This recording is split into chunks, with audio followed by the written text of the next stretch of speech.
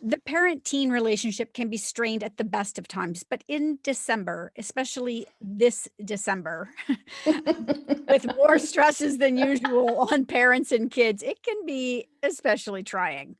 Joining Yes. me now to discuss how to get through the holidays joyfully is Allie Payne, our expert on all things teen. Welcome to the show, Allie. Thank you, Candace, so much. This So, is such a challenging year. oh wow, yeah, it really is, and this December feels a little bit surreal. It So does. for our teens, it must really feel weird. Yeah, okay, I'm going to just out myself for a second. I am a Bad Moms fan. I have an inner Mila Kunis in here. It's okay. I know I don't look like it. It's fine. It's fine. I get that. And I know if you haven't watched Bad Moms 2, it can be very vulgar. I get that. But there is a wonderful point of this movie, which, yes, we actually just watched this past weekend. It was such a wonderful reminder. There's a point in the movie where Mila says in her character, she says something to the effect of, but if all of this tradition and all of these things we're doing doesn't fit for who we are, then why are we forcing ourselves to do them? And so there's that perspective, okay? Because I think this year being so odd, so few families traveling, so few get togethers, that it's an opportunity to redefine what do you want Christmas to be like? What do your kids, what do your teens want Christmas to feel like? Okay. So that's one topic around redefining what that looks like. Then there's another side, which is what's missing. And if we don't honor and acknowledge that, we have got nothing but a big hot mess. Right.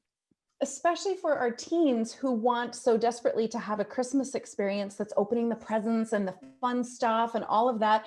And for the truly ingrained, richly loved traditions that might not happen or look at all the same this year. We need to acknowledge that too. And I think we have to also remind ourselves that, a lot of parents are going to be feeling a financial crunch.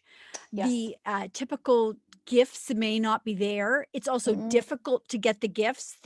If you didn't order a month ago, you're not likely going to get it in time. Right. Getting into the stores is hard.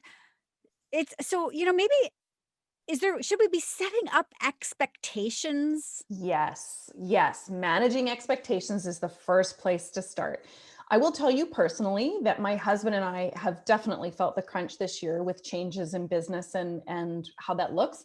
We sat our teenagers down. They are a little older, they're 17 and 19, and we were very clear with them. This is what has happened. This is what it looks like, and this is what we're going to have to do. And that was prior to Christmas. So we have an agreement coming into Christmas, letting they know we're working hard and there's good things coming, but financially day to day things are the same. And so we've agreed to do kicking it old school. They don't know what that is, but we're going to tell them. And we are just doing stockings. And so we're doing activities together. Tomorrow night, we're going to make chocolates at a local place. We're doing smaller activities and only stockings. And they're good with that. And let me talk about the other side for one quick sec. We also need to remember it's okay for them to feel sad, ripped off, cheated. It is okay for that. And we need to make a space to talk about what we all miss because anger is part of grieving. And this year, as much as a simpler Christmas from a mom's perspective might feel like the holy grail, there is grieving involved, and we need to honor and acknowledge that too. Definitely managing expectations. Yeah, I think that's the big one. I mean, nobody wants to wake up to a surprise on Christmas morning, and especially not a pleasant surprise. No. If it's completely changed from the year before. Any Right. suggestions on how to make it a little more joyful for everybody? Yes. So doing things together.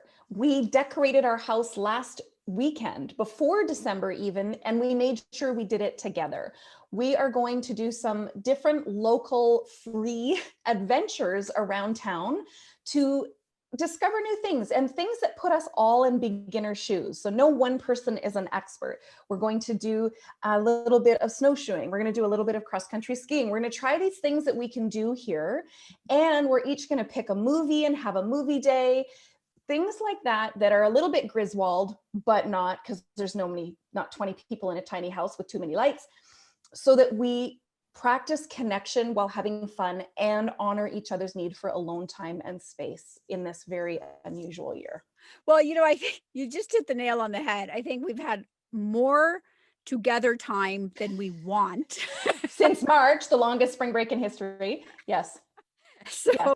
I think what you said about creating the connection, but also giving the space that everybody needs to get Yes. through this holiday in their own way, because it is Mhm. going to be a different year for sure.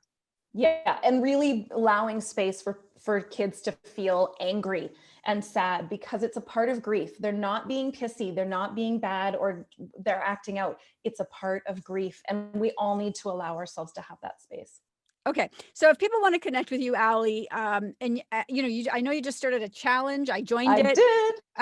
but if people want to find you and work with you, where can they go? Best place is my website, www.allypain.com, ALYPAIN.com, or Instagram at allypain, ALYPAIN. And my link for the 5-day challenge is in my bio. Okay, wonderful. Thank you so much, Allie. Thank you.